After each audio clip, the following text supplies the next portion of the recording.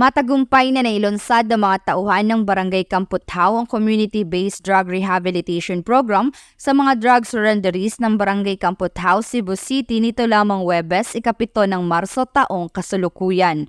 Ang aktibidad ay maayos na nailunsad sa pamumuno ni Honorable Jessica P. Kadungog, Barangay Captain at sa pakikipagtulungan ng mga miyembro ng Cebu City Office for Substance Abuse Prevention o COSAP na pinamumunuan ni Jonah Jan Rodriguez, Director ng COSAP, mga tauhan ng Police Station 2 Cebu City Police Office, PIDEA, DALG, St. Therese College, DSWS, Dilaab Foundation Incorporated, KES, Our Lady of Lourdes Parish at Cebu City Local Government. Aktibo rin na dinaluhan ng mga tauhan ng Regional Police Community Affairs and Development Unit 7 ang programa na pinamumunuan ni Police Colonel Leoncio B. Baligwat Jr., Chief RPCADO 7.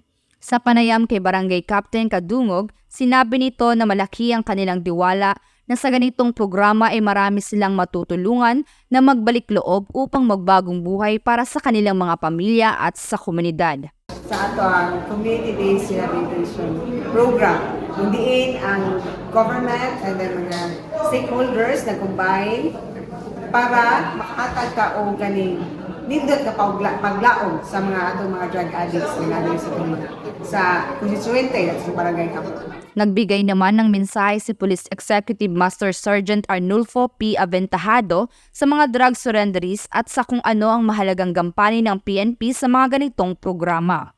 Ang role sa PNP na ito, tabang ta sa pagkabatanunan o ito mga idara na nga maundaw ta sa sagrugas nga mo dili na mo gamit kay kana makadaot ka sa kinapanglawas.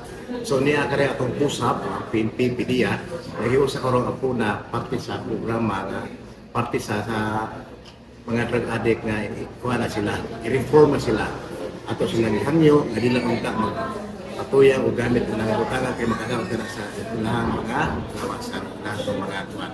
Pagalingon, mag-iba ang pamilya.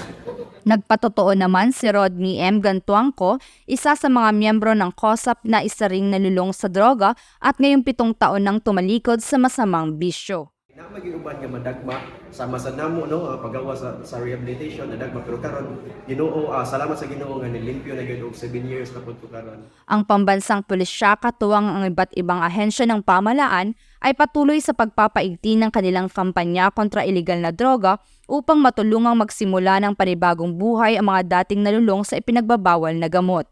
Alinsunod sa isa sa mga pangunahing prioridad ng kasalukuyang administrasyon.